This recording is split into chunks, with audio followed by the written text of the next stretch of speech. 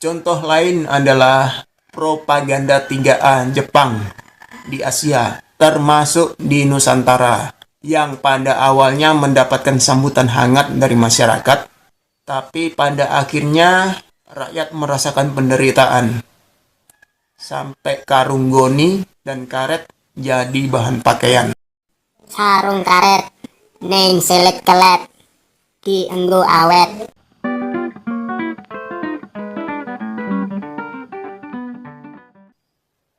Assalamualaikum guys, kita ngomongin tentang buzzer. Ya, isu ini udah hangat, udah merakyat sejak zaman Jokowi. Buzzer kalau diterjemahkan dalam bahasa artinya mendengung. Kalau gue cari nih, kalau gue explore di mesin pencarian, keluarnya itu spare part otomotif. Spare part otomotif yang ngeluarin dengungan. Jadi barangkali ya, dari hal ini yang ditarik jadi konotasi buat mereka yang ngebela politisi tertentu atau mereka yang ngebela penguasa. Apakah itu dibayar atau sukarela? Otomatis ini juga nguntungin penguasa dan politisi yang bersangkutan. So, buzzer itu adalah jadi gue diserang buzzer di komenan, di postingan gue tentang makan gratis. Diserang buzzer gue. Ya nggak apa-apa sih, diserang buzzer. Udah biasa. Tapi pertanyaannya, kenapa Anda nyerang sambil nyari makan? ya buzzer. Sebenarnya fenomena ini bukan cuma belakangan ini muncul. Mungkin dari zaman Jepang, zaman Soeharto, bahkan sampai zaman now. Itu semua ada buzzernya. Ya misalnya, antek asing. Lu nyindir siapa? Ya nggak tahu Bray, gue nggak ingat. Alah, gua tahu lu nyindir siapa. Beneran gue lupa. Cuman gue pernah dengar berapa kali gitu. Ya kalau itu pujaan lu ya.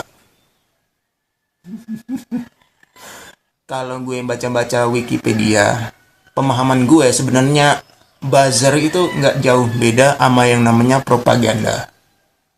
Jadi propaganda itu adalah bentuk komunikasi buat mendapatkan dukungan dari sekelompok orang.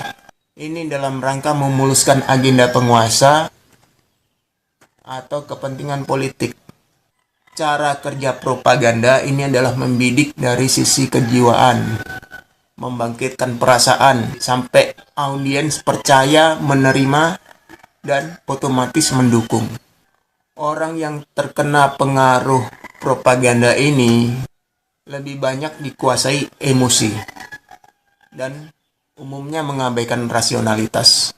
Nah, rasionalitas ini kalau menurut gue adalah pemikiran terukur dan teruji. Propaganda itu dilakukan dengan membuat sesuatu itu seakan-akan adalah sebuah nilai kebenaran. Ini bisa diistilahkan sebagai manipulatif. Caranya adalah membingkai cerita peristiwa dengan dibumbui sisi emosional dari para pelakunya, sehingga menimbulkan kesan yang mendalam buat para audiens.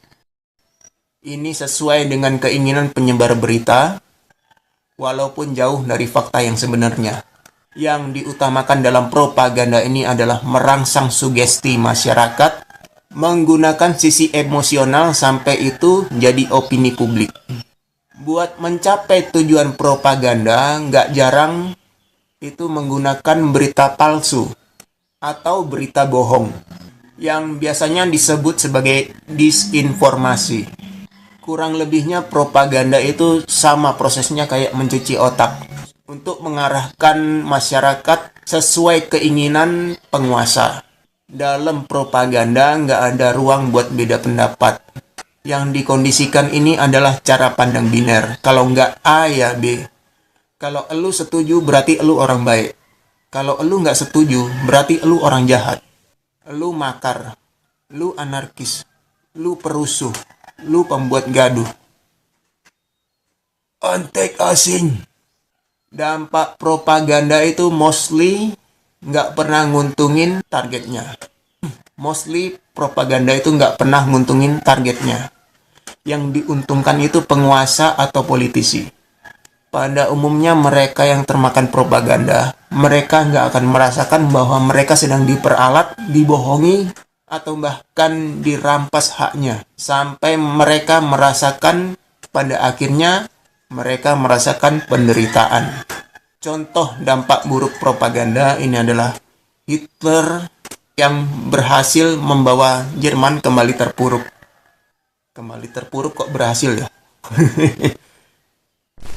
Du meine Arbeit für richtig hältst, ob du glaubst, dass ich fleißig gewesen bin, dass ich gearbeitet habe, dass ich mich in diesen Jahren für dich eingesetzt habe, dass ich anständig meine Zeit verwendet habe im Dienste meines Volkes. Gib du jetzt deine Stimme ab. Wenn ja, dann tritt für mich ein, so wie ich für dich eingetreten bin.